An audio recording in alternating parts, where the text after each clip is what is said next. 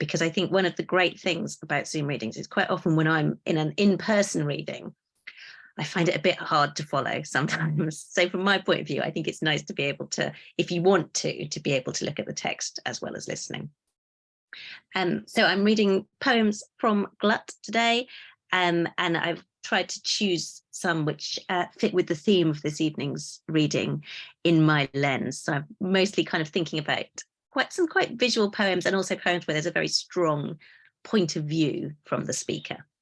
So I'm starting with the first poem from Glut, which opens the collection. The center of the fucking universe. I wonder what happened to Martin. When we were young, he gave me a sea-smoothed stone, as if I loved him, as if I'd treasure it in my palm. He was only my friend's fiancé. Long gone, back to New Zealand, the dark, the other side of the world. He could even be dead now. I wonder how many acquaintances he gave such presumptuous gifts to. Is there a beach trail of stones across the world on the desks of women who half remember his conversation of pronouncements? Of course, you know, don't you? This is all about me, like everything. The stone rests on my papers, little igneous owl pellet, blip from the world's core. All this barely a blink in its lifetime of never loving anyone.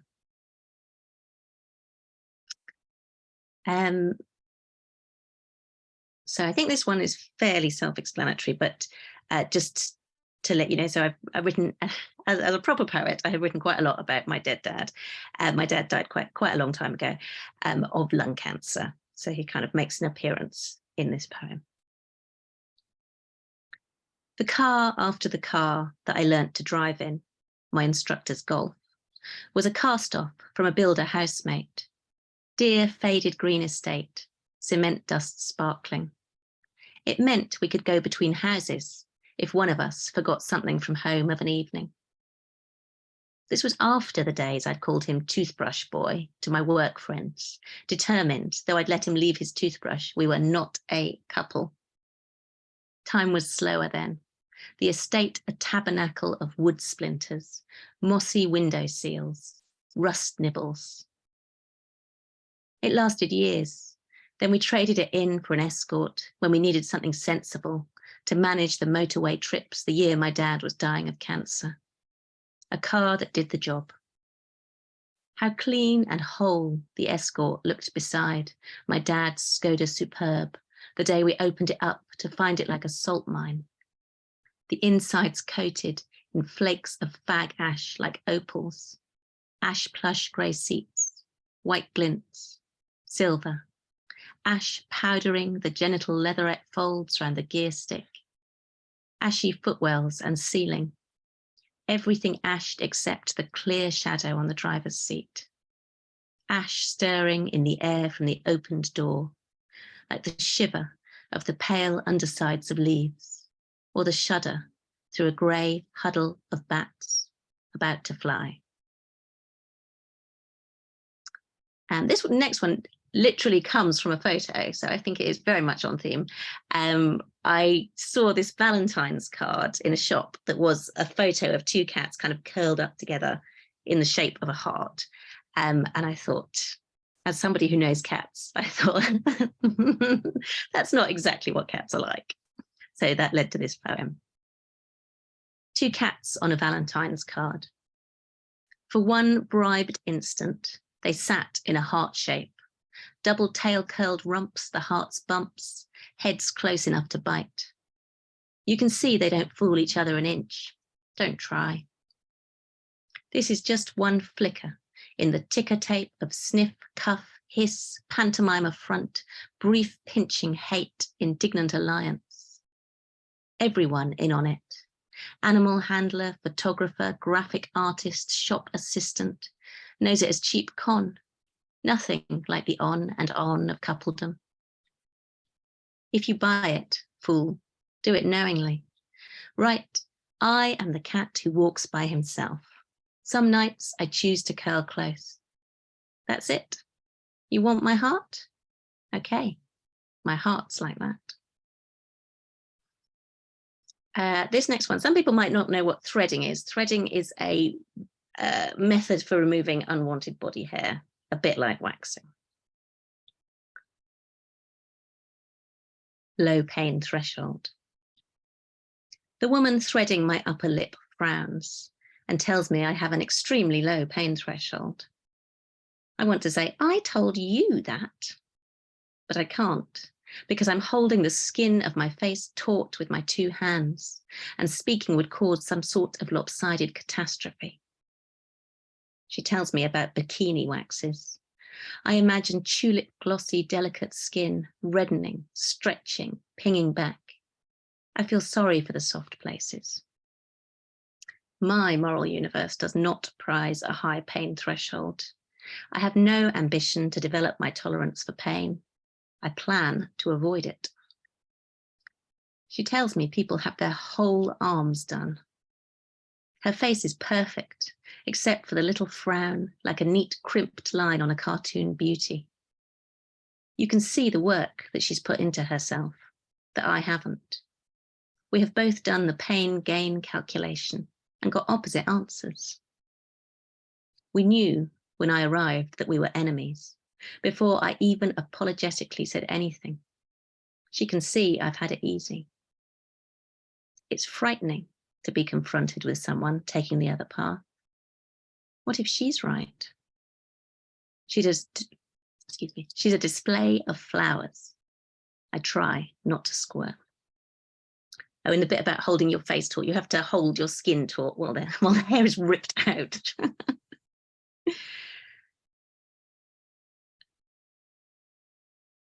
I think as I get older, I look at young girls quite a lot. I'm not a mother, but I feel like I'm getting into a sort of almost like a maternal feel, looking at young girls and remembering what it was like to be a young girl and kind of wanting things to go well for them. So this poem comes from that sort of perspective. Comeuppance. The girls walk down the train aisle in glittery eyeshadow and vest tops in April. The creepy old men are watching them, and they like it. There is an aura of self-consciousness around them, like dazzle of a pool at twilight, thick perfume. They could be 14 or 16. How could we not look up from our laptops, we in our suits or cardigans? I want to fight the man who makes an ouch face to himself watching their departing bottoms, as if it's funny. I have a hurt in my stomach for it, as if I was someone's mother. I want to fight off the world for them. And I remember the sudden novelty of making adult men feel something, of stealing some of their power, making a ripple in the world. I remember my mum asking if the boys wouldn't put their hands up a skirt that short. It had never occurred to me that anyone could without my say-so. I want to tell them they have every right to bare their lovely bare arms, their ideal shoulders, no matter how cold it is out. Every right to stretch our credulity as we're reminded how glorious an ordinary girl can be, how bodies are meant to be, as my mum says. But also to say, in this world as it is, put on armour, be aware of the power men still have, even as you make them feel things, even as you draw them unstoppably after you. The world is not as it should be, my loves. Enjoy it. And I'm going to finish with a couple of allotment poems. There's a few allotment poems in the book. My partner and I have had an allotment for about 20 years now, and it is a bit of, you can get a bit obsessive about it, and it is a little bit like a microcosm of society, and you watch the seasons change. So it has inspired quite a few poems. So I thought that in my lens, some of the characters I've come across on the allotment are definitely in my lens. So I thought I would share a couple of those with you. Mapping the apples. Spend any time there and you'll get his explanations.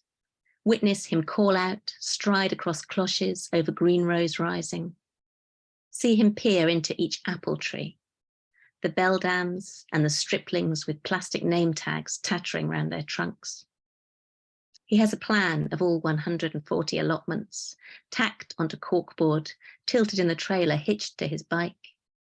He has an ant's nest fury of pins in a coffee tin, uses blue-tipped for Bramleys, yellow for russets, red for Cox variants, white for unknown.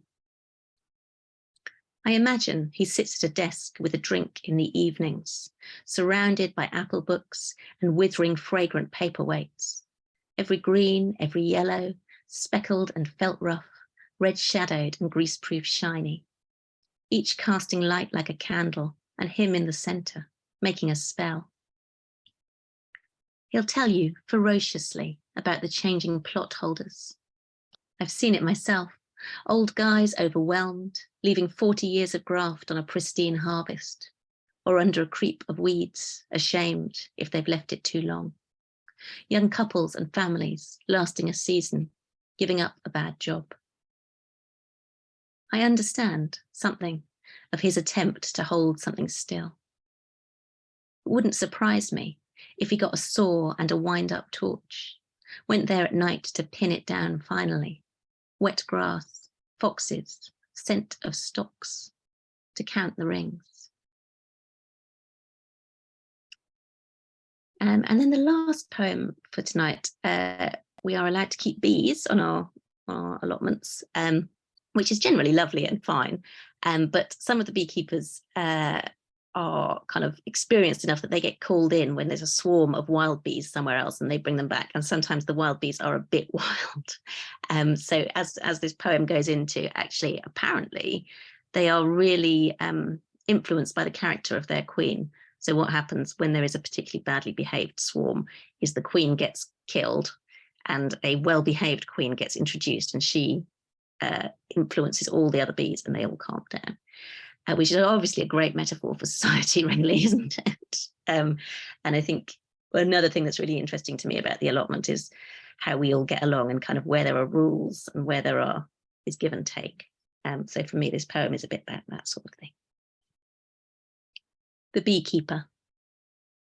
Each hive has the queen's character. And this one's a wild swarm he caught from a gorse bush, chanced it. He'll be evicted from the allotments if they don't start to behave. He has small, unreasonable eyes in a thicket of beard and long hair. I imagine the bees creeping in, anchoring themselves, buzzing lullaby. His plots a plague of nettles, outstretched bindweed, flight-ready dandelion heads, paths stamped through to the hives, fag butts, rustlings in the grass. The council has nailed a list of complaints to the end fence post. He says he'll do the queen tonight, doesn't elaborate. I imagine he'll reach into the soft turning crowd, take her out and squash her like a pest. He'll add instead a calm, quiet creature bred in a box. She'll breathe out and the whole fizzing cloud, the rabble, will breathe out. Throughout the rest of the season, we'll notice her influence spread like a tree coming into blossom, like powder fungicide settling in the greenhouse, a cloud seeded with silver iodide relaxing into rain, and the beekeeper, almost imperceptibly changed. Thank you. Oh, this is wonderful. Thank you very much, Ramona. You know, like it's just so rich with detail and precision and kind of like really capturing those moments, like, you know, you can totally feel like that passage of time and how much we know these people, even though that we don't actually know them. So I've put down the link for Glut. So if you don't have a copy yet, please check it out. And yeah, you can also ask questions from Ramona later on. Just wonderful. Thank you very much. We'll talk more about these poems as well in a moment. So I'm going to introduce also our next reader, Laura Seymour. Laura, her poetry has appeared in various journals, including Poetry Review, Poetry London, Ambit, Magma, Marble, etc. And she has a collection from Cinnamon Press before. She's teaching English literature at Oxford, St Anne's, and so I would like to welcome Laura to share your work with us. Hi everyone, I'm so happy to be here with all these amazing poets. I'm just going to try and share my screen. Is that working? Good. Yeah. All right, so I'm just going to read maybe 7 poems. I'm just going to skip to the top. Good. Yeah, so the first poem is called The Orrery, and I've just realized that I'm not quite sure how to describe an orrery, but it's like a model of the planets, and you've got like spheres moving round. Maybe I'll put a picture in the chat after. But yeah, the orrery. I will have an orrery in front of me when she pops round with forms and prescriptions. Juddering brass spheres will click and whirl round my mouth. She should pass the pike, mooching around the problem of its own teeth. She can ask me what it's waiting for by the grating in the wall. When she steps in, I'll be at my sketches, the paper turned towards her.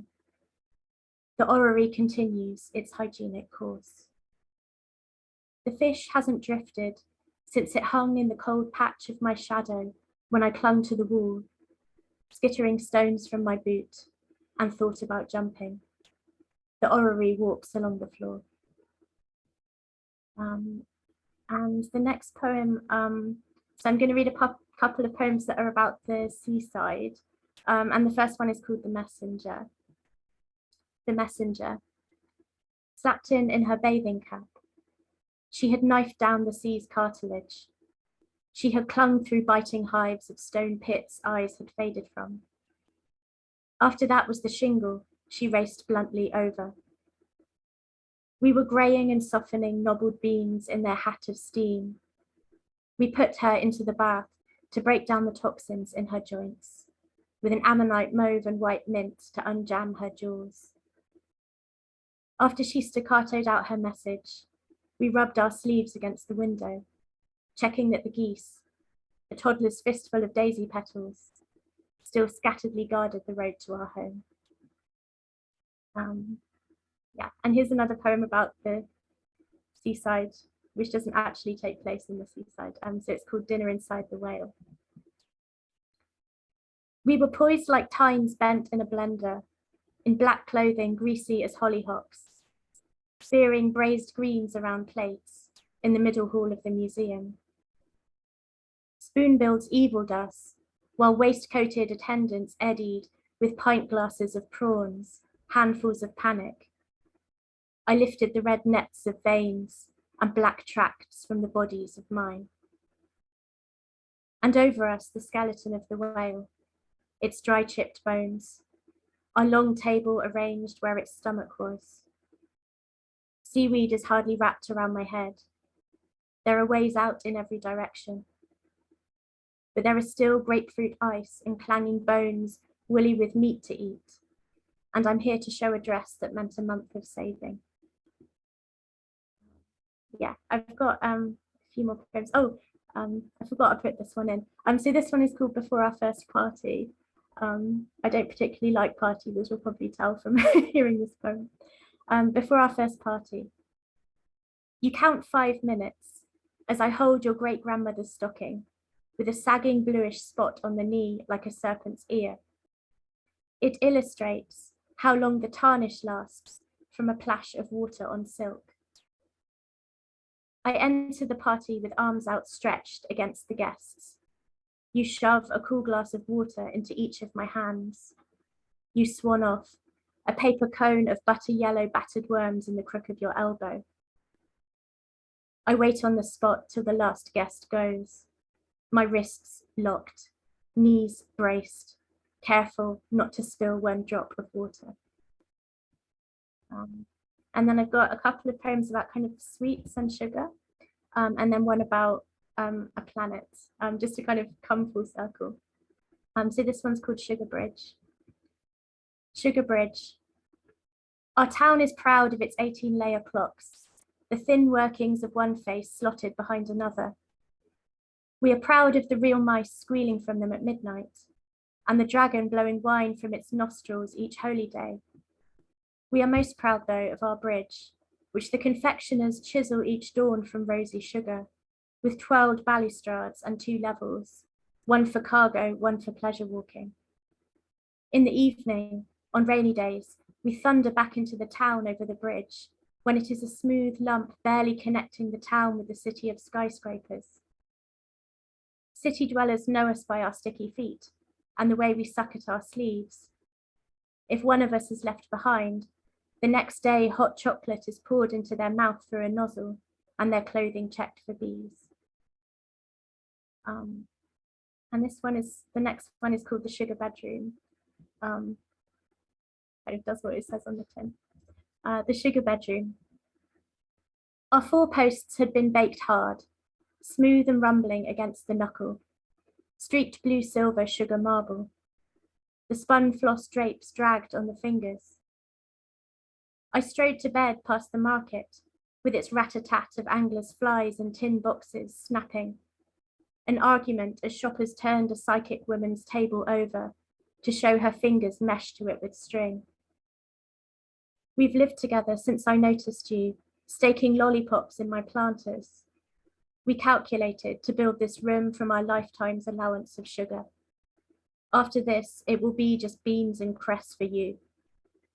Your feet on the counterpane, you crunch each strut of the bed base, sucking every pillowcase into your mouth, compacting the soft pinks to deep red, like a medium preparing to breathe out the dead.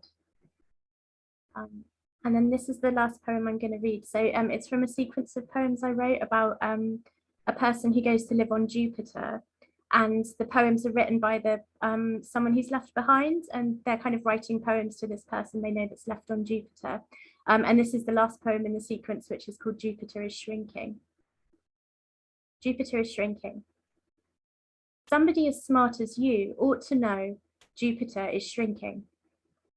I crammed suitcases with those canisters I slot in the stove, slid my whole collection of nail polish remover and hydrogen peroxide into bubble wrapped envelopes, scrawled with your name. I'm thinking of things that are forbidden on flights. Did you receive them yet? Those should replenish at least some of the gases Jupiter sheds. How are you going to live? Standing on one leg as the last gases go? Your inheritance when you were born should have been a metallic balloon, stretched transparent with hydrogen. It might have kept you going for a few more months. You remember that statue that wouldn't fit in the boot? The one we dragged across the garden, the day you left to live on Jupiter. Its hair braided like bread, its blurred fingers chucking stone water from a stone urn. I adjusted it a few centimeters each night, pushed back the honeysuckle, then cut away the fuchsias and buddleia until I could cast a shadow with that statue using Jupiter's light. The light that takes 35 to 52 minutes to reach us here on Earth.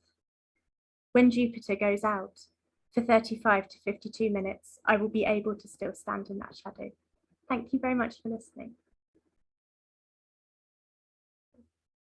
I don't know how to Thank you very much, Laura. Oh, it's amazing to hear these poems, and just very a very diverse range and very exciting experimental voice. Thank you very much for sharing that with us. And so I think now we should try to introduce some of our own might readers for today. I think Sue Birch will be reading for us, and some of us might know Sue already, so there's not much of that explanation. She's based in Norwich, and she's a very experienced poet and poetry mentor, and teaches in a variety of settings. And she's got a couple of books, like the latest one's Confetti Dances and Saltwater Diaries. Confetti Dances by Life Canon and Saltwater Diaries by Hot Press, if I incorrectly point out. So Sue, Great. Thank you, Jenny. It's really lovely to have this chance to read a poem amongst all these fantastic poets. I so enjoyed Laura and Ramona's readings. I've got one I'm testing out at the moment on open mics. It's one I've fiddled with a lot and I'm still not quite sure about it. So I find reading it helps me to tweak it more. Is there a name for this? Recently, I've been waking like I've been shaken, a wild coming up for air, or heavy, so heavy, as if someone's placed two big old pennies on my eyes. The first time I saw Picasso's Guernica, I thought I'd be most like the woman unable to look away, holding her oil lamp over the mangled mess, when I should be more like the horse, covered in the newsprint of lies and truth, kicking its way off the canvas. From the garden, I can see you in the lounge, reading, drinking tea, as if I'm the ghost of us. You seem so content, unreeling before my eyes, like a Super 8 film I've never seen. If I opened a fortune cookie right now, it would say, don't seek darkness, it will find you in its own good time. If you opened one, it would contain actions, not words. My days are full of edges. I wish life wasn't so cubist, full of bulls with unreachable horns, light bulbs quietly shattering. But then I feel your warmth, the faint, familiar pattern of your breath, and I'm ready to bare my throat to another day's blade. Thank you.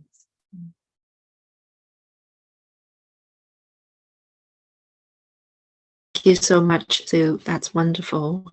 Thanks for that. And it's so new as well, like this poem. So really, what an honor to read it.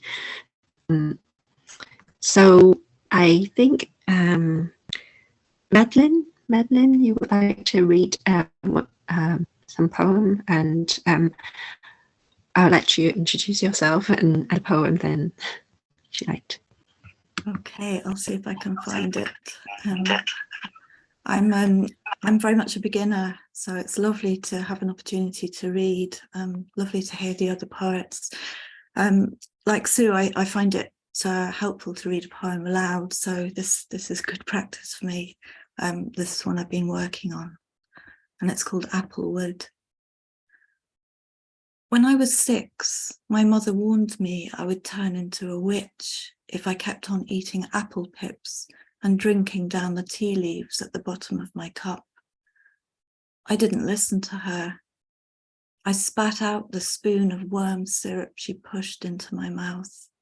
I slipped from her grip, skipped into the garden, built myself a nest of moss and leaves in the damp earth beneath the silver birches. I made friends with frogs. I mixed mud and rose petals into glorious goulash for my supper. And I spent the night there, snug amongst the trees, sleeping safely in the softness of the dark, her thorny disapproval buried, my fingers curled around an applewood wand. Thank you. Thank you so much, Madeline. Lovely to hear your so kind of textured and visual. And we have also Ginny. Just go back to find your intro. I think Ginny lives in Glastonbury, and I believe they were published in a number of magazines, including your pamphlet, The Escapologist, which has been commented in competitions and so on. Ginny. No, the pamphlet hasn't been commended in competition. Oh. It's just published. Sorry, it's British. Yeah, sorry. I think it got all in the same line as Harton. It's a V Press, so there it is. The Escapologist. Okay, so this is a poem from that pamphlet. I didn't know that there was a theme tonight, so this seemed to fit the theme, so that's why I volunteered to do this. It's a prose poem in 3 short sections. Retro focus. Brownie 127, the beach. As we skimmed the deeps, his freckled back was my boat. I felt the rise and fall of shoulder blades under my thumbs, his mouth swiveling into view as he gasped for breath. Look, a squinty grin, a cartwheel, a sandcastle fortified against the tide. Asahi Pentax, the shed. Dust-coated cobwebs thick as tea towels draped the windows. I dangled my legs from the workbench, viced the battens while he sawed, and there were so many splinters to be gouged. Look, a table, sanded and glossed, a captain's chair, 3 splaybacks. Nikon F, the studio. A windowless shed at the end of the garden. Only my friend was with him. We all knew there were cameras on tripods, banks of flash guns, umbrellas to diffuse the glare. I imagine his camouflaged murmurs as her blouse falls to the floor. Listen. Lovely. Peep from under your lids. Now, a little smile.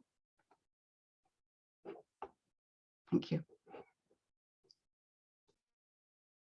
Thank you very much, Ginny. Thanks for sharing the poem with us.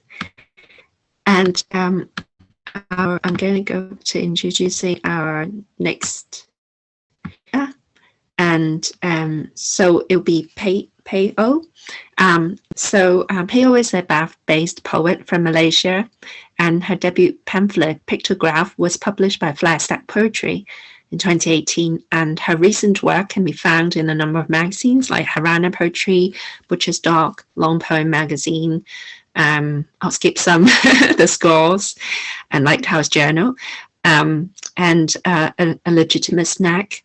Bagua was published by Broken Sleep Books in 2021, and she's a Sky Arts Royal Society of Literature Poetry winner 2021. So let's welcome Pey Oh. Thank you, Jenny. Hi, everyone. It's really lovely to be here. Thank you for having me. And I'm really pleased to be able to read with Ramona and Laura and Andres tonight. So I'll share my screen and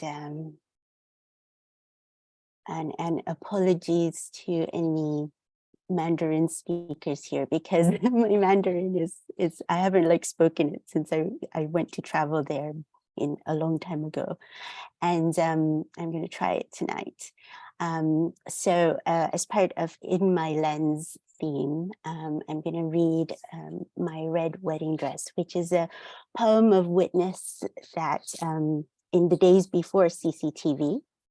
And I guess there are a couple of things you need to know, but I won't elaborate too much. But I think the main thing is that Deng Xiaoping, his name is a pun on little bottle. And so Xiaoping is a little bottle. And there used to be a way of protesting where they would carry these little bottles and drop them at Tiananmen Square on the anniversary. And because there was no CCTV, you couldn't actually catch them at the time, but I think they wouldn't try it now. But so I just thought, well, it's just something, that maybe nobody really has managed to document. So In My Lens.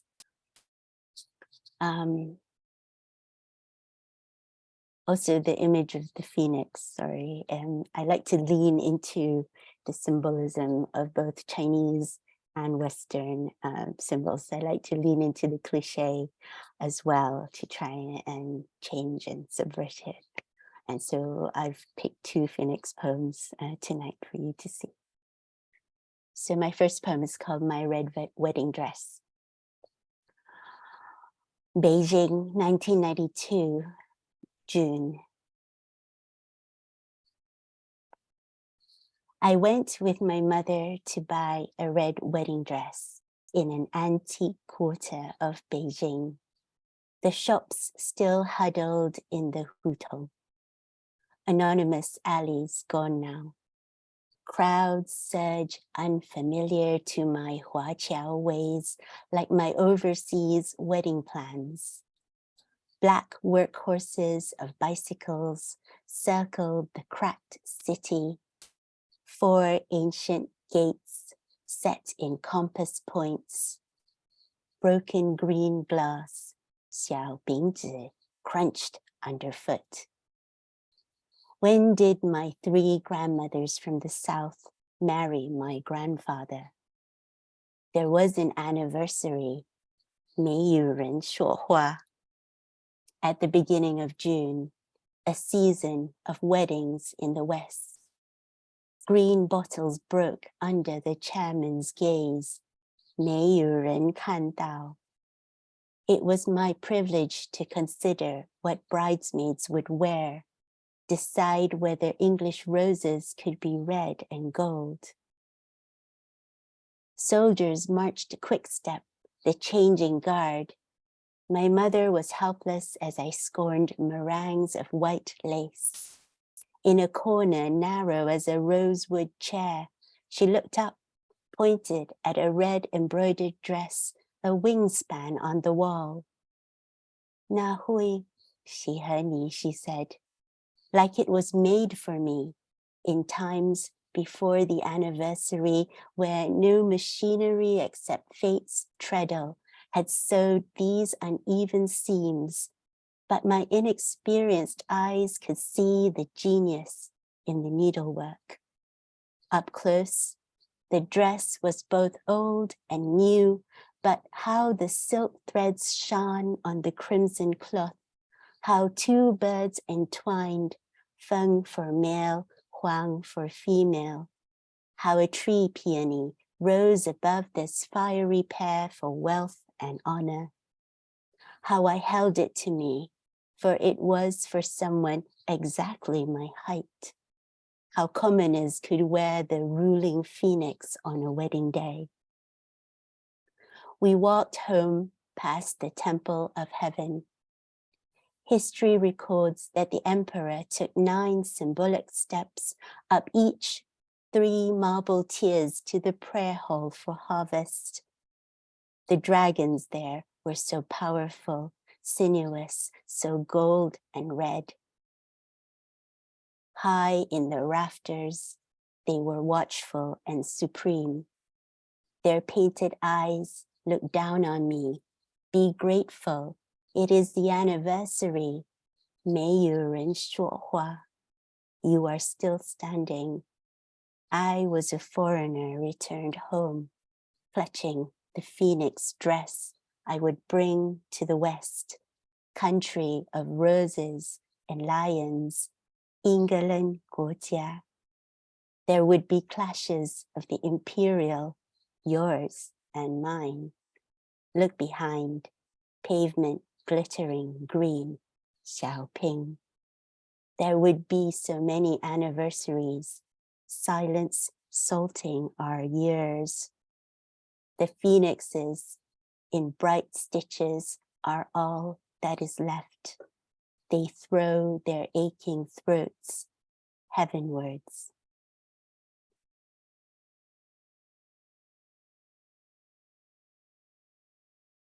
And my next poem is called You Are Physics. After Billy Collins, The Litany. You are the other pole of the magnet. You are the solar wind and the orbit. You are the sweat and the asking. Yes, you are the missing, definitely the missing. Although you are not Odysseus, or any hero or pawn of the gods you don't believe in, and certainly you are not the one who should be the driver on a road trip. It is possible You are a Brownian motion, like the raccoons bouncing off each other in dry leaves outside your window.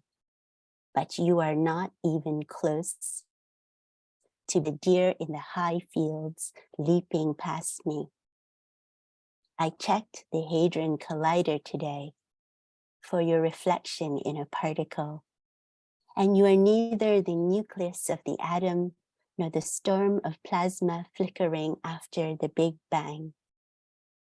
Fluctuations in our symmetry mean you tolerate that I am coconut and chili, that you like the fact I am demure yet sleazy. Yet my essential quality of gravity is more Circe than Penelope. I am the chaotic experiment, the grinding of the manual gears. My hands will be on the steering wheel, away on that trip. You'll always be the other pole of the magnet, not to mention out of orbit, carried away by solar wind. And I just wanted to say that demure yet sleazy is a description spoken by Arnold Schwarzenegger in the original version of the movie Total Recall. Okay, so this poem, I wrote this poem because there's a Chinese legend that everybody likes to write about, which is the moon goddess. And Ho Yi is the archer, and he is the hero that shot down the fiery suns burning the earth as part of that legend. And his partner was Chang'e, the moon goddess. But little is said about the three-legged crows who carried the suns on their backs and were the children of the goddess Siha, who also had a sky chariot like the Greek myth of Helios, the sun god, and his son Phaeton, who took it for a ride. So this is just like a little fragment on the side. The 10 holy sun crows. 10 brothers, you roost on a forest-crowned pine. 3-legged, you carry light in shape of crow. Black gloss of your feathers curve round the sun. All holy brothers, you rise forbidden with unbearable flames. Crackling pine cones tumble, spit and hiss, smoke dark with plumes. 3-legged princes in rebellion burn the earth. Crow disobedience, harsh cries, taunt and flare as you steal your mother Siha's chariot west.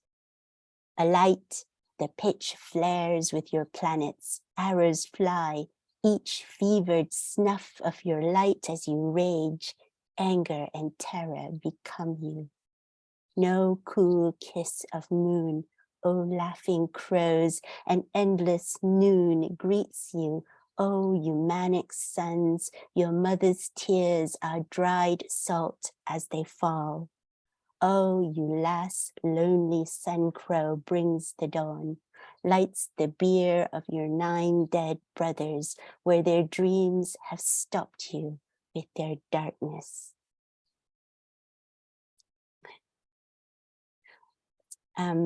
So the heart of my new next collection, which I'm working on, is about the stories of my grandmothers. And I won't explain more because this is just one little poem where I guess is the heart of starting the story, because it's a family legend that, so I have 3 grandmothers who are sisters who married one man. And so this is the eldest sister talking about her number 2 sister. And it's a family legend that she refused the matchmaker. I don't know you were allowed to do this, but apparently that's what she did. She was quite a stubborn person. And so she brought a bowl and she smashed it at the feet of her parents to say no, she didn't want to get married. And my first grandmother had bound feet, and she was the only one out of all the sisters. Okay. My sister's bowl, Canton 1902. She brought the Phoenix bowl to the family table, the only way to refuse the matchmaker. is to smash it on the courtyard tiles by my mother's small broken feet and mine. Father was in the opium bed, dreaming of silver and smoke, lotuses and eyes of mercy. Pieces of blue and white scattered and became still. Broken the betrothal, broken her fate as the wife of that silversmith from the fragrant harbor, broken our family honor. She cast the pattern of sharpness, misfortune, like we cast yarrow stalks to ask the oracle at the temple. She thinks she will rise from this shattering like the painted bird she has carelessly destroyed.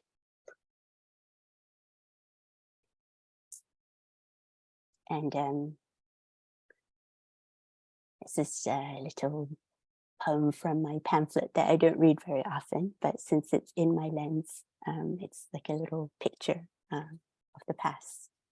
I ghost in my little black dress. Polished floorboards, a summer screen door, cicadas rasp outside. Ice clinks in glasses as I ghost through your kitchen in my little black dress.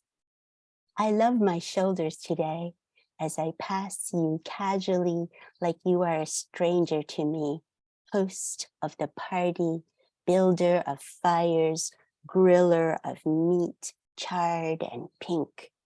As I pass you so languorously in this August heat, the whisper of your shirt sleeves against my little black dress. To know you love my shoulders too, as you pass me casually, like you have been my lover of many years, you turn and place a kiss on the dimple of my right scapula. And I see it startles one of your neighbors, or your poker buddy, or the baseball coach. I carry on ghosting past them, but how I love my shoulders today. And my last poem is also a lens poem. And it was part of a visual verse. I don't know if you heard it. It's like they post a picture every month and you respond to it. And I'll show you the picture afterwards. And this was about sort of, you know, the commercial lens, fashion, consumerism, gold and money. The art of idolatry. Lens, baby, I croon to you. The silence of the blur I allow to cloak your shoulders pleases me. You know I'm only gilding the lily. These fingertips of light stroking your bone structure, your perfect brow. In that split second of breath, your lashes dip. The fluidity of gender, the runnels of gold that touch the Cupid's bow, like I do, Midas, Midas. And here's the picture. Thank you. Thank you very much, Pey, for such beautiful and epic poetry. It's just very moving to find out more about your family history as well through these, and also the variety of other poems that were in the set. So we will talk more about them later on, and we will look forward to the collection coming soon, I hope. And so I think now we'll also welcome our next reader, Andrés. I don't know if I pronounce your surname correctly, sorry. So, please correct me later. And Andrés N Ordorica, it's a queer Latinx writer based in Edinburgh, and his writing attempts to map out the journey of his diasporic experience and unpack what it means to be far away from home. His writing has been published widely and has features at festivals around the UK.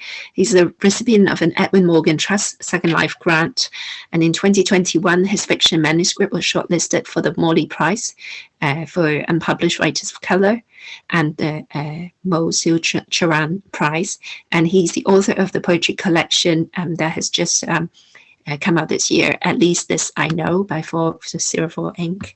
So welcome, Andrés, to share with us. Thank you so much, Jenny. Apologies that I don't have any of my text to share on screen. I've never seen that done before on a Zoom reading, but it has been amazing to be able to follow along with your text. So apologies to everyone, but hopefully I can do it justice by reading. I'm going to start with a poem that opens the first section of the collection that I do think fits because the title of the poem is Photograph. Summer light blinds my mother, 27, with golden ponytail, curls set by that pink can of Aquanet. In her cradled arms, me and my sister, aged 6 and 4. The three of us sit still in an English garden.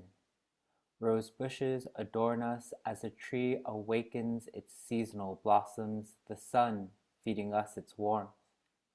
Proper ladies sniff sprays of begonia while observing our every move. Around us nature is neatly ordered. We are three strangers in that place. We wear shorts and windbreakers, Nike high-top trainers. We always stood out in that way, with father and brother directing from the other side of a lens. A photo can tell so much. Mother squinting, sister posing, brother missing, father too, me burrowing deep into the earth. I write a lot in my collection about my family. So all four of my grandparents came from Mexico. They immigrated from Mexico to the US in the early to mid 1960s. And yeah, so I like many writers who come from immigrant families or are part of diasporic communities, I think I have spent and will probably spend the rest of my life trying to reconcile what it means to belong anywhere. But I have been fortunate that when I was younger, I was able to go to where my mom's family comes from in Mexico. And it was a trip I took with my sister without my parents. So my grandparents took us down for the summer. And so this is about a memory of my grandfather who we called Papa. So this is for Papa. It was July, which in Chihuahua meant you could fry a huevo on the sidewalk. Copper crimson, my skin was an artifact of my motherland's history. You wore your sombrero, cowboy boots, the leather belt with silver repojado buckle. You were an alondra, belting out corridos from a time gone by, a Mexico that preceded me. Between your honeyed notes, warm timber, I found our definition of love. You showed me a different version of man, offered me a choice between tender and strength. Many called you oso, a tall bear with leathery skin and those beautiful green eyes, but to me you were Papa, the one who sang like Vicente Fernandez but hugged like the Holy Father. Through the iron grill, on the other side of a window, I watched you while my cousins played in the dirt. You sang of victory and loss, of a love that stretched out like a telephone cable across all our homelands. In your words, I found myself, and so I hummed along. Love has no need for the cartographer, because love has no borders. Love is not a planet, and so it can never be destroyed. Love has no expiration date, and so our love will always exist. Love is a songbird that flies many thousands of miles to find home in the heart of another. Eventually, there was applause for you, for me. As the sun set, the light hit the window pane, causing our two bodies to morph into one. At once I was a man in the reflection, and you were a little boy singing.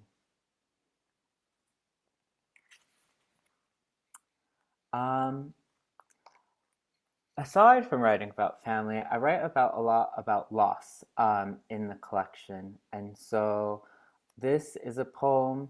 Yeah, when Jenny told us what the theme was going to be, I decided yes on this poem because it captures a very specific moment in my life, like a photo, and so I wanted to share it.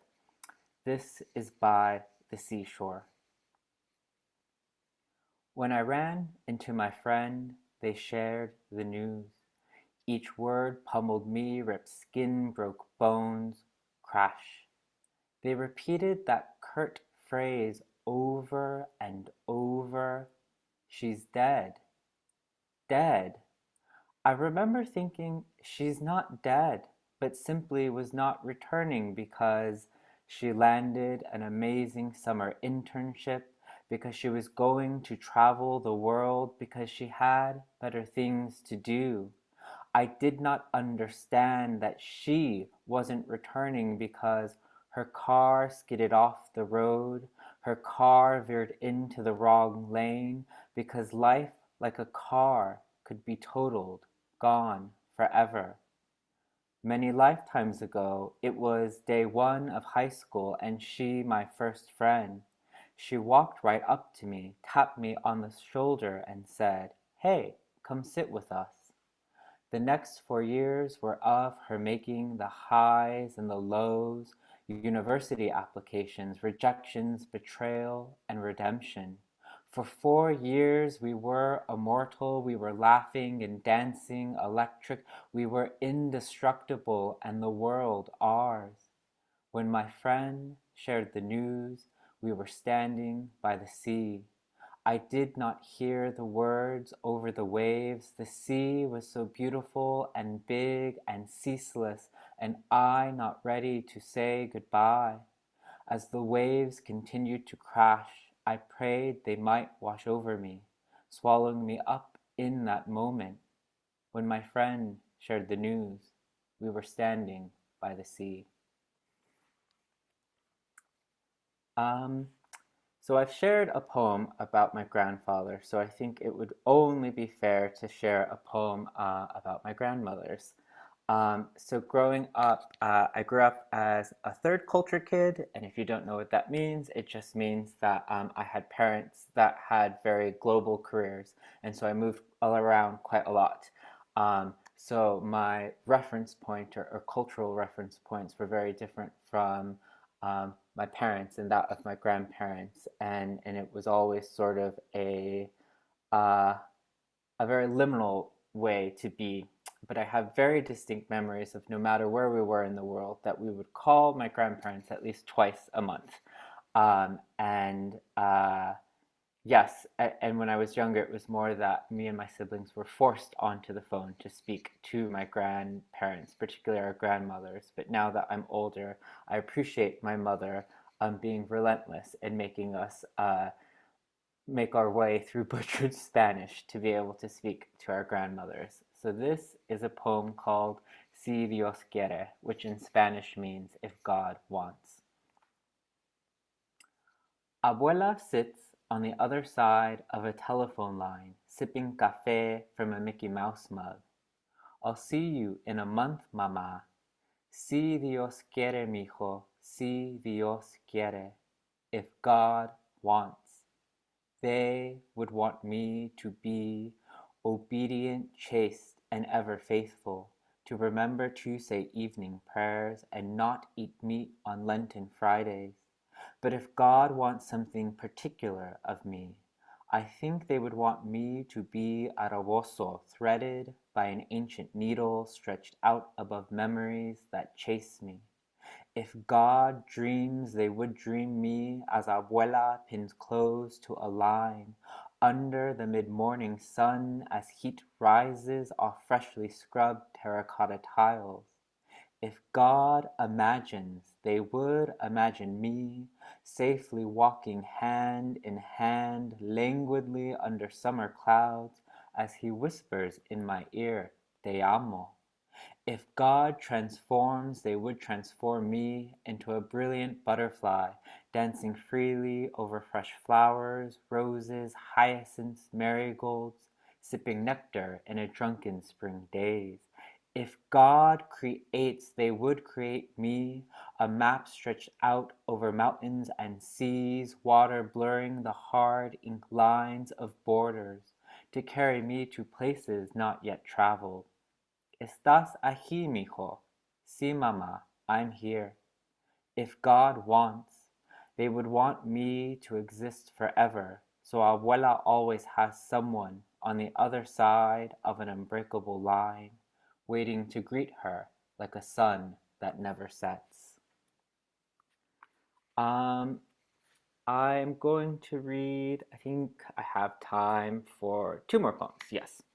So this next one is, like Jenny said, I'm based in Edinburgh. My partner is Aberdonian, and so I've spent much of my time in Scotland visiting my in-laws in the northeast around Aberdeenshire. So this, yes, is about a trip I took with my partner and my mother-in-law up Benaghy, which is a mountain here in Scotland. So this is Benaghy. We drank tea from a flask atop Benaghy, remember? You showed me the land, said, this made me. You pointed to the river, understood it to be yours, every mile of every hill, every crag woven into your DNA. Had a memory of every coordinate, and I longed for just some of it. I longed to know a land like that, close enough to feel at home, and for that home to love me back, like I was her one and only son. I'm going to finish with the poem that ends my collection. It serves as the epilogue, and it's another poem about my grandfather, my maternal grandfather, who passed away at the start of 2021. And it strangely coincided with the same time I found out that I got my my poetry deal for my debut collection. And so this was a poem that I'd written at the last minute because my grandfather, after he passed, came to me in a dream, and I wanted to include it. So this is Mis Raíces, which is Spanish for my roots. We are in the desert, lips cracked, mouth dried like freshly milled maíz. The ground sighs as if inconvenienced by each of our steps over its thirsty ochre. There are tall green nopales lined in neat rows, reminding me how even here abundance is possible. Grandfather asks me my thoughts of the land, so I ask him if this is where we come from. Sí, mijo, half of you is from this desert. I lick my lips, parched like the earth, take my boots off, then my dirty socks, stomp my feet to the beat of the jarabe tapatío, digging deeper into the soil with each kick.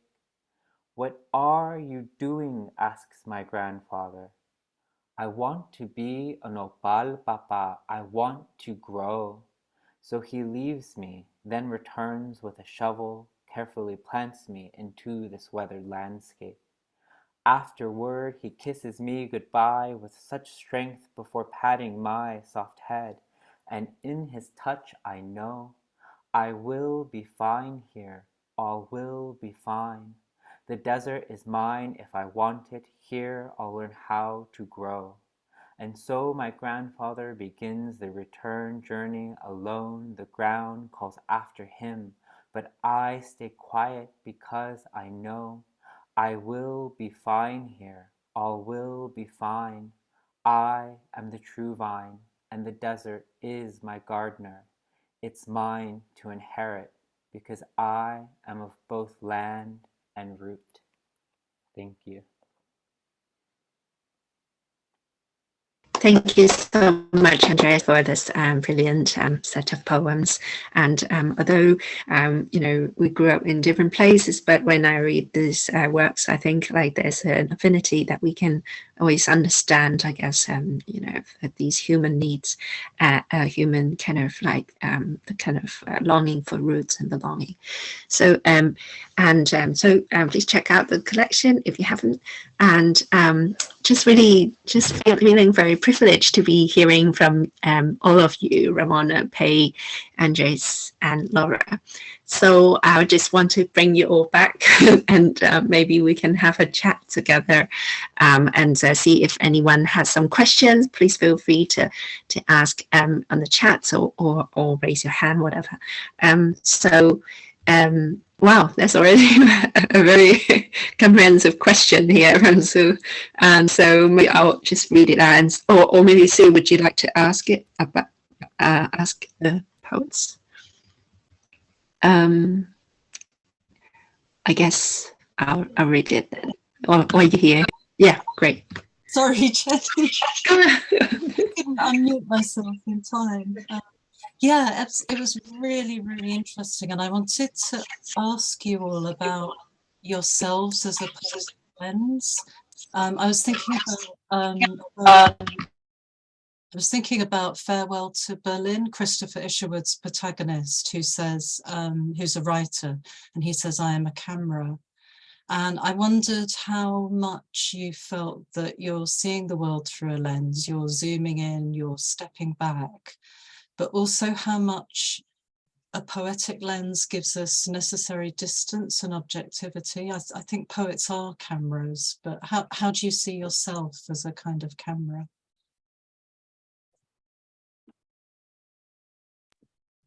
Shall I go first, maybe? I think if I am a camera, I am a flawed camera, I think, like, you know, old Victorian glass that has drips in it.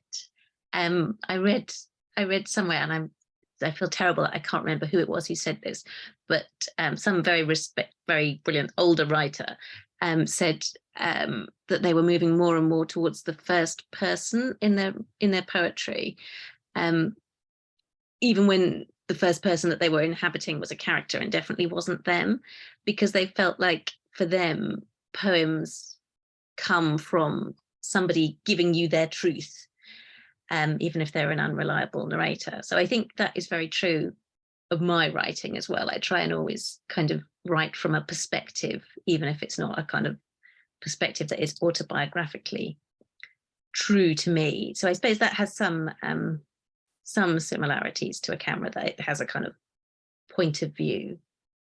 I think that's as much as I have thought on the subject. Laura or Pey, comments or Should I say something? yes, please. Yeah. Oh yeah, I like the idea of a camera because I think a camera only has one point of view, and one of the things I liked about listening to everyone else's poems is that they had I felt I got an insight into lots of different characters' minds, and that's something I don't really try and go for in my own poetry. I mean, maybe because of I'm autistic, so I only see things from my own point of view. So whenever I'm writing a poem, I don't sort of inquire into what other people are thinking. I just know what the speaker is thinking. So like when I did the poem about the messenger, I didn't include what the message was because I just couldn't even think what would the messenger be thinking. So I kind of thinking about what Ramona more beautifully said, the idea of a camera kind of being like a first person lens. I really liked what you said, Ramona.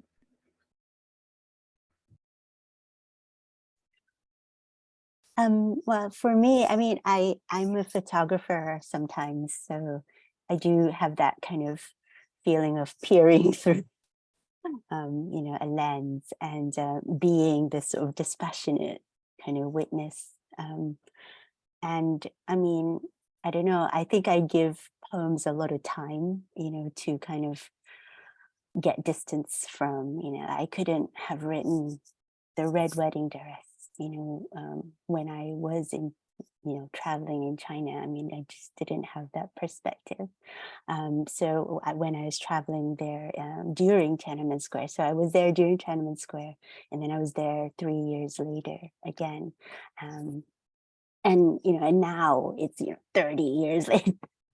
And so now I finally have a perspective where I can juxtapose, you know, my experience with who I am now in a way, but also as a witness, as a camera, you know, seeing all the things I saw. So yeah, I think for me, I don't know whether it's just my lens. I try to use different lenses and I try to do different perspectives from up, down, and everywhere. So I hope it's not just from my lens. I hope it's from a perspective, different perspectives, not necessarily mine.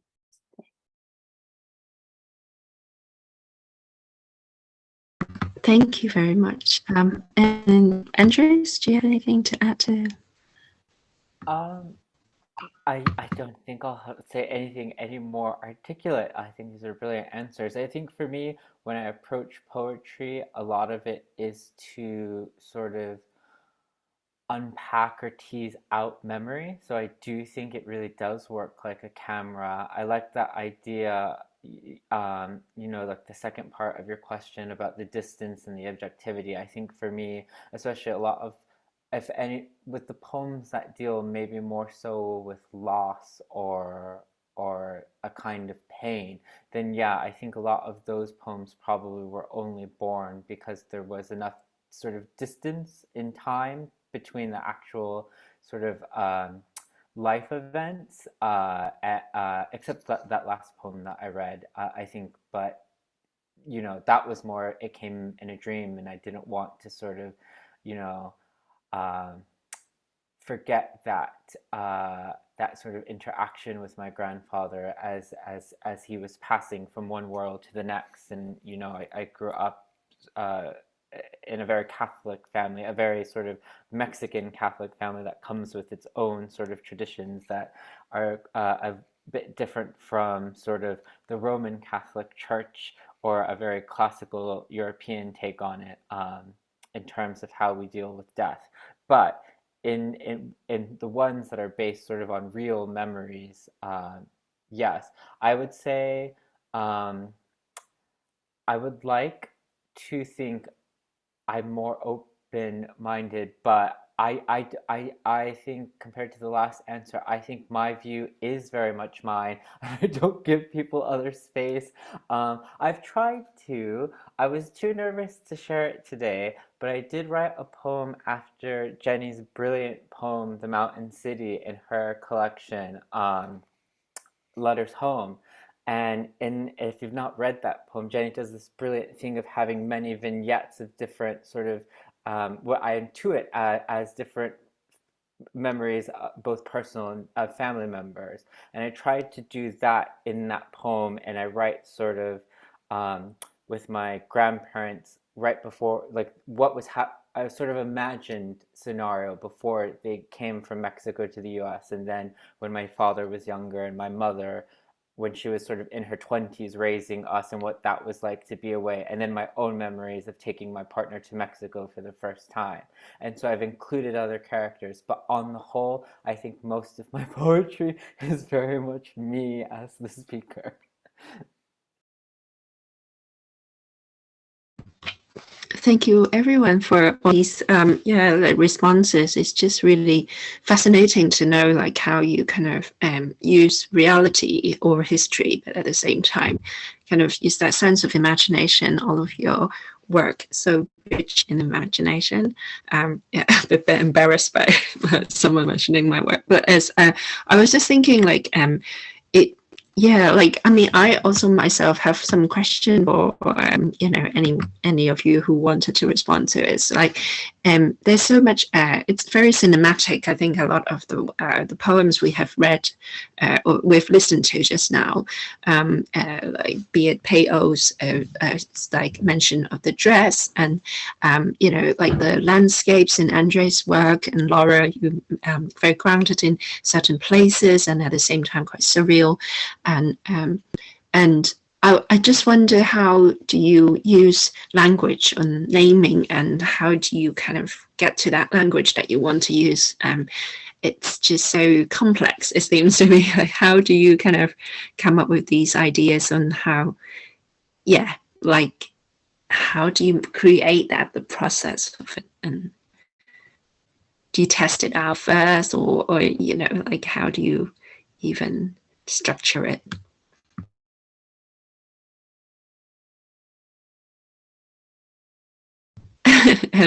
Pey, maybe Pey, or would you like to try to? Yeah, I'm not a very sort of organized writer, so I just sort of I suppose I have a kernel of an idea, like I'm inspired by another poem, like Billy Collins or something, and I go, oh, that's so interesting. Let me try and, you know, write something like this. And I want to put it in the context of the language, scientific language. And I want to have a memory of a certain time, and I just like smush them all together. And you know, so, and I just describe the pictures I see. So I don't think I'm very organized, but I think in the editing process, you know, you make sure that you don't have too many messy ideas all at once. You try and streamline it. Mm-hmm. Yeah, but the sense that you use, for example, like these Mandarin ways of, like, you know, weaving in voices, and that's just really amazing. Yeah, I mean, I really felt that. I guess I don't often do it, and I felt quite brave, like, trying to do it. And I don't know, it just kind of, it's like a song really in my head, and I just thought, oh well, that's what I'm gonna add in. I did write it in 2 sections where I wrote the English, and then I thought, okay, what do I want to say that's, you know, in this other language that is my sort of mother tongue, but not really, because I don't use it very often. And what does it mean in mainland China, and what does it mean, you know, as in this country that is, you know, so authoritarian and watching me, and me as a foreigner there, because, you know, I come from Malaysia, and I come from diaspora as well. And, you know, our customs in Malaysia are now different from the customs in China, and also it's communist China, and that's another different custom. So yeah, I just felt so many layers of being, I guess, while I'm there trying to understand what was going on. Yeah. Thank you so much. And Laura, you have anything to add to, like, using language, or even to a certain extent? I'm not sure. I've realized I'm not very self-reflective, and I think what the first 2 people have said was really wonderful.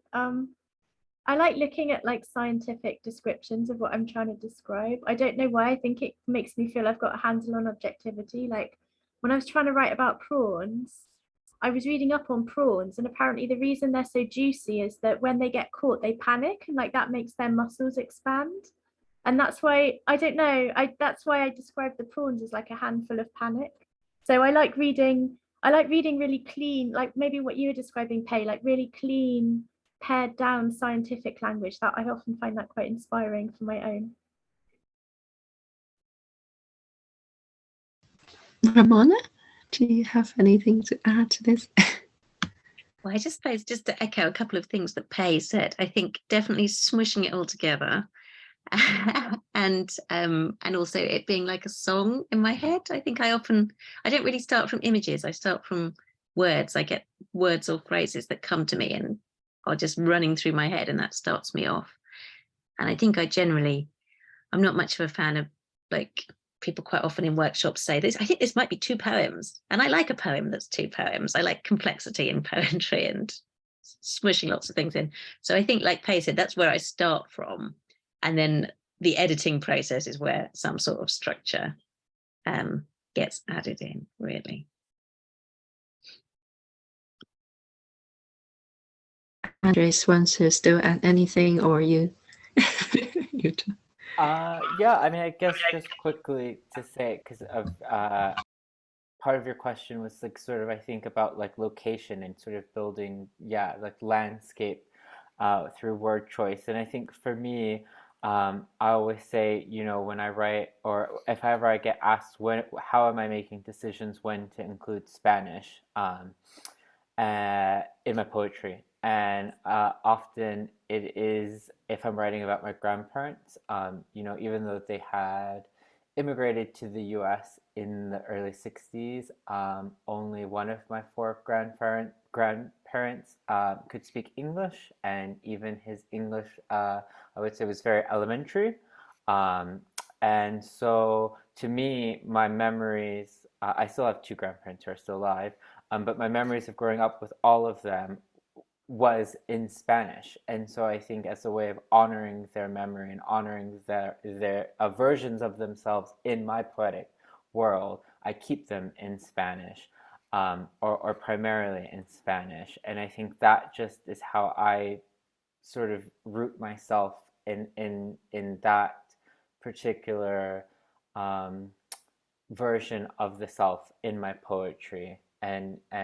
But yeah, I can't say that I want to be a braver poet and a more inquisitive poet when it comes to language. I think I love that answer about the panic of prawns. I just think that's so fantastic, you know, of taking something that might not be seen as a poetic lens, you know, the scientific, and then sort of breaking down its meaning and then finding the poetry in there. I think that's stunning. And I think that's you know, I would like my poetic practice to start veering towards that way. Oh, thank you so much. You know, like all these sort of tips, I think I find them very helpful. And I was thinking, you mentioned bravery or courage. I think in all of your work, like all of you, just so much courage in experimenting, and also like the forms, like all these long lines that I find it really hard to, yeah, like it must be like that construction and that courage to sort of break the form. Or invent your own form is really wonderful. So I'm aware of the time, so I don't want to kind of make it too long, but I just wonder if you, maybe some of you, would you have any recommended books that you wanted to share with us, like things that inspired you lately? Whoever would like to start first. I'll go quickly just because they're on my mind. So I can very much recommend Alicia Mohamed's Another Way to Split Water. I think especially for those of you who are very interested in how you can sort of weave in the scientific, Alicia studied biology in her undergrad and then has become a prolific award-winning poet. And in some of her poetry in the collection, some of the poems, she just has these brilliant moments of like weaving in how she describes the natural world, particularly plants and animals. And anyway, and then only because I just was fortunate enough to do an event with him and I'm halfway through his collection, Zafar Punyal's England's Green that just came out with Faber is someone I got to hear him speak about how he views language, and it's just amazing reading his poems after hearing him perform some of them and talk about them, how he actually breaks down words and creates rhyming schemes by actually blowing up words. I can't even articulate it. You just have to read these poems because I've never seen anything done like it before. And yes, so those are my 2 recommendations. Yeah. Great stuff. Thank you. And who else? Ramona, do you have any recommends? I do, yes. So I just recently bought Michael Lasky's new book from Smith Doorstop, which is called Between Ourselves, and is really great. I think what I really love about work is he writes, as when you first look at his poems, it seems natural. It seems like speech. It just flows beautifully like water. But then when you actually look at the individual lines, even when he has really short lines, there's something interesting going on with language in every single line. So I would really recommend this. He's thinking a lot about mortality in this book. I would say he's getting a bit older now, but he kind of he's also got some quite rude poems in there, which is great. So he's kind of still full of life. So I really love that. And then the other one I wanted to recommend, I think some people here will already know it. So Anne Bailey, who's a Norwich poet, has got a pamphlet with the Emma Press. And what I love about Anne's poems is they're sort of blackly funny. This pamphlet kind of tells a story of sort of a difficult family life, difficult childhood, but it does it in such a surreal, funny way that you can't help laughing, even though because you kind of recognize the things which are tragic in life. But I think her writing is really unusual, so I definitely recommend her.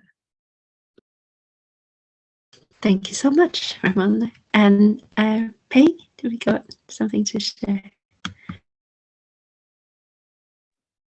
Well, I'm not very good at describing books, but I got 3 books here. I think Hannah's here tonight, and she's an amazing a poet, and the way she writes about motherhood and families, and also Julia Webb and Claire Shaw. I think Ramona knows all of them because I think they will be reading next Monday at Café Writers. So you can catch them there. And also Imperium by Jay Gao. I don't know how to describe it, but I've really been enjoying the way he writes. And also Alicia, but you've done that, Andrés. And yeah. And also, I've been reading this book. It's a novel. It's called The Book of Goose by Yi Yun Lee. And I saw her speak, and she was just like an amazing speaker. And the way she talked about negative space, like the story and the reader, the writer, and the negative space. It's like the writer is not writing to the reader, the writer is writing to the negative space, and the reader is reading to the negative space. So we're not actually, me and the reader, not really talking. It's all in the negative space. So I just thought that was such a great description. Very Anne Carson-ish as well, who's one of my heroes too. Thank you. Fantastic. Thank you so much. And you got anything for us? Oh, I actually just today bought The Telling by Julia Webb, the one that Pey mentioned. I read one poem online and I just thought I have to buy it. It looks wonderful. My book I wanted to recommend was one that came out in 2019, which is Soft Science by Franny Choi. I think she's got another book coming out this month, which I'm really excited about. But I just think Soft Science, it's so clever. It's also really tender, and it's also just really like relatable, but I mean relatable in an entirely good way. Like I just felt like she was describing things that I had felt or kind of seen happening. So yeah, Soft Science is my recommendation. Wonderful. It seems like we've got loads of excellent choices here, and some of them I've got to go and check them out. But thank you so much for today, like this evening. I just had a really wonderful time hearing from all of you, and just thank you for your generosity of time, and just hoping to delve into your books even more. So thanks for everyone who came along, and I hope that we'll kind of be in touch and see you soon again. And do check out all these poets' wonderful books, and Pey Oh's upcoming collection as well. Thank you very much. So see you all soon. Thank you. Bye.